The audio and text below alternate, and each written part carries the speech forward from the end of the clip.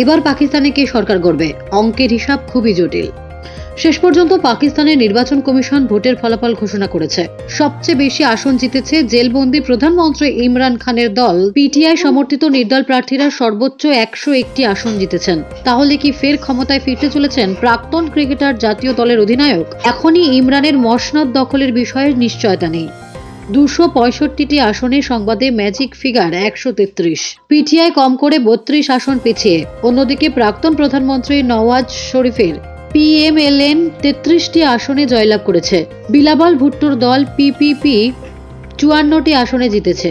শরীফ ভুট্টো জোট হলেও 6 আসন কম পড়েছে। এই অবস্থায় পুনর্নির্বাচনের ফলে এবং অন্যান্যদের অর্থাৎ 33-এর উপর নির্ভর করছে গদি দখল।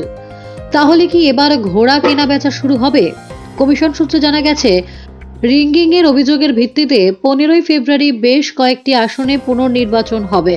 অতএব জল কোন দিকে গড়াবে তা রবিবার দুপুরে 264 আসনের ফল ঘোষণার পরেও স্পষ্ট হলো না।